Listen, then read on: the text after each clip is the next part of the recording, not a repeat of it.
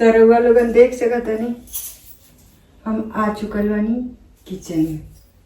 सारा काम धंधा कइला के बाद यहाँ के जिम गइल बानी और जिम से 8 बजे वहाँ के निकल गई हैं। तो कहनी है कि रोटी बना दो। हम कहनी अच्छा, तो रोटी आटा सान के तो रख ले बना। बच्चा स्कूल जा चुकल बाड़े सन और सबसे पहले देख सकते हैं लोग जातनी आज फिर बनेले बनी हम भिंडी के सब्जी और चावल रोटी दाल नहीं की बनेले और का बनेले आलू के भुजिया। देख सकते हैं लोग हम सब्जी खाली करते हैं, सब्जी खाली करके तब हम रोटी बनाए। आजकल भिंडी ज़्यादा फरता है, इससे भिंडी ज़्यादा बनता है।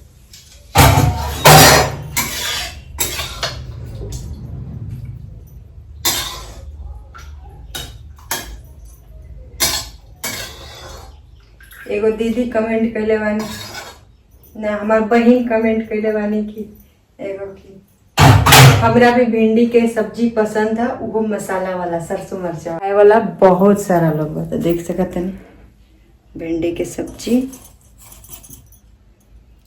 मस्त भिंडी के सब्जी और चावल दाल की कोनो जरूरत नहीं है।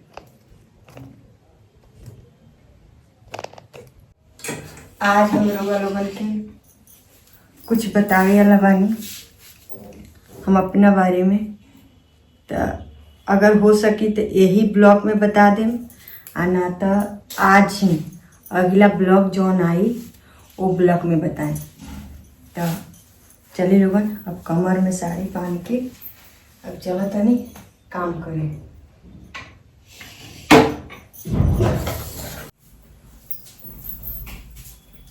तो हम आज हम अपना बारे में कुछ बतावे वाला बानी। हम वीडियो स्टार्ट कैसे कैनी, वीडियो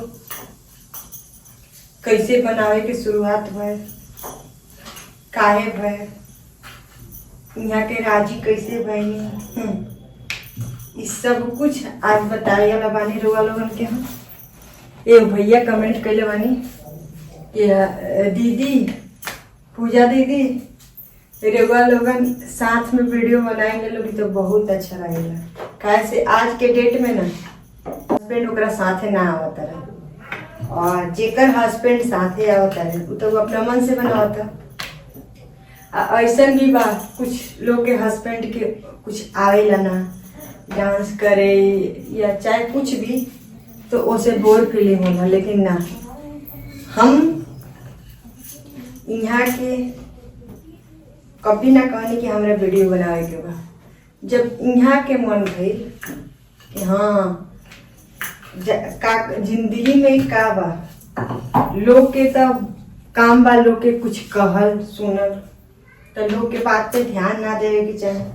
इनों के बहुत दिन देनी लोग के बात पर ध्यान, लेकिन ओकरा बाद यहाँ के खुदे मन भइल कि जिंदगी हमर है, कोई के ना है, कोई के गुलाम ना है कि लोग के वजह से लोग मतलब कहीं की वीडियो बनावता चाहे ये करता वो करता तो कोई ले आके हमरा कुछ देना देगा। लेकिन हमरा तो बहुत मन रहा पहले से, लेकिन कुछ साथे ले आके बनावत काहे नहीं थी। जब इतना बड़ा आदमी बा तो साथे बनावे के चाहिए, ठीक ना, साथ देवे के चाहिए। चाहे पत्नी जे कुछ भी करे, पति जे कुछ भी करे पत्नी के साथ देवे के चाहिए, लेकिन अब पत्नी जे कुछ भी करे पति के साथ देवे के चाहिए हर टाइम पर, हर वक्त पर। कैसे उसे मनोबल बढ़ेला, एक दूसरे से प्यार प्यार के मतलब का एक दूसरे की बात मानब, एक दूसरे के मान सम्मान नहीं करी, ठीक। ये ना कि हम ई कहीं तो रुआ कुछ अलग कहीं, ऐसे होई तो ना चले जिंदगी। ज्यादा दिन वो जोड़ी टिकी ना सकता जब तक एक दूसरे के बात ना सुनी, एक दूसरे के बात समझी ना, तब तक ना होई। ना टेकी। तो देखी लोगन हम कोई ब्लॉग बनावे वाला नहीं के हमर अभी बच्चा स्कूल और यहाँ के जिम। तो हम वॉशिंग मशीन पर मोबाइल रख के और सेट करके तब वीडियो शूट करते हैं। और रोटी बनाए जल्दी जल्दी, ऐसे घर के काम भी रहेला, ओमे वीडियो बनाए के भी रहेला। तो जी करता मेहनत इतना ओकरा पता बस कि सब कुछ कैला के बाद ई ना जे खाली वीडियो पर आधारित बा, सारा चीज कैला के बाद तब दूगो काम ही अपन करता पार्ट टाइम में। तो एहू ला बहुत लोग के दिक्कत बा।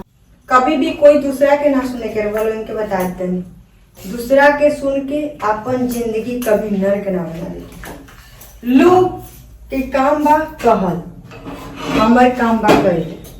अगर ओकरा साथे साथे हमू बन जाए वैसा नहीं कि वो का कहता ना कहता ओकर सुने, तो का वो हमें कुछ दे दी?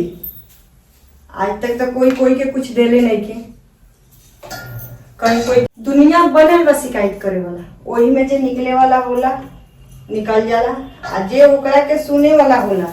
अभी भी बहुत लोग दवाई बा, हम समझे इस चीज से जानता नहीं कि बहुत लोग अभी, बहुत औरत, बहुत दीदी ये सब चीज से दबाई बानी लोगन कि हाँ कि हम के लोग का कहे। तो लोग के जिंदगी में कभी सुनब तो रउआ कुछ ना हो। हम लोग के सुने ना आइल बनी, भगवान हमरा के खुद भेजले बा। हमार बाप मतारी पलले बा, हमार हस्बैंड मोबाइल देले बा, हमार हस्बैंड रिचार्ज करावता, तो आज हम वीडियो बनावत नहीं। तो चल लोग आज बताएं यहाँ के शायद आ गई, देखिए आवत नहीं तो अपने आए ब्लॉग में आ गई। रोज नहा धोआ के जानी पूजा करेंगे, ऐसे ना जानी।